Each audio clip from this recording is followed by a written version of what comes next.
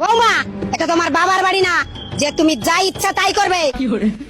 বৌমা, বৌমা, কি হয়েছে মা? এটা কি তোমার বাবার বাড়ি যে তুমি 10টা পর্যন্ত ঘুমাবে?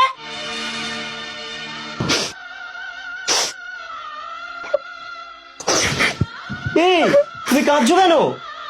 তোমার মা আমাকে বললো এটা তোমার বাবার বাড়ি না যে তুমি পড়ে পড়ে ঘুমাবে। এটা যেমন তোমার বাবার বাড়ি না, তেমনি আমার মারও তো এটা বাবার বাড়ি না। তাহলে তুমি এত দুঃখ পাচ্ছ কেন? হ্যাঁ, তুমি তো ঠিকই বলেছো। মা, এত যে বেলা হয়ে গেল, তুমি ভাত বসিয়েছো? আরে তোমার সাহস কি করে হয় আমাকে ভাত বসানোর কথা বলো? এটা তোমার বাবার বাড়ি না। এটা তো তোমার বাবার বাড়ি না, তাহলে তুমি এত কথা বলছো কেন? বৌমা তো ঠিক কথা বলেছে।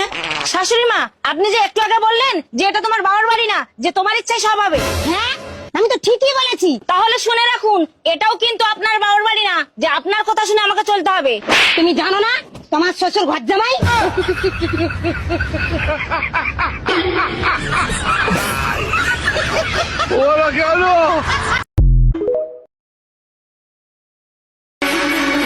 কঠিন বাস্তব, জীবনে সবাই আপন হয় না।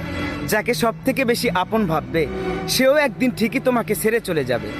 ভালোবাসলেই যে ভালোবাসা ফিরে পাবে এমন কোনো নিয়ম নাই।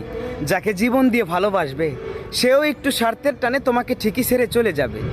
সব সম্পর্ক স্বার্থের জন্য নষ্ট হয় না, কিছু সম্পর্ক সময়ের জন্য নষ্ট হয়। চাইলেই সব কিছু ঠিক রাখা যায় না, বিশ্বাস করলেও ছলনা সহ্য করতে হয়। প্রেম করলেও একা থাকতে হয়, ভালো থাকতেও কখনো কখনো হার মানতে হয়। বাস্তবতা হলো জীবন কারো জন্য থামে না, তোমার চোখের জলেও কারো জীবনের গতি বদলাবে না। তাই কেঁদো না, ভেঙে পড়ো না, নিজেকে শক্ত করে নাও। কারণ বাস্তবতা কখনো মায়া বোঝে না, বাস্তবতা সব সময় এগিয়ে যেতে শেখায়। মায়ের সাথে কেউ রাগ দেখায় না ভাই, কারণ সূর্য ডুবে গেলে যেমন পৃথিবীটা অন্ধকার, ঠিক তেমনি মা চলে গেলে পুরা দুনিয়াটাই অন্ধকার।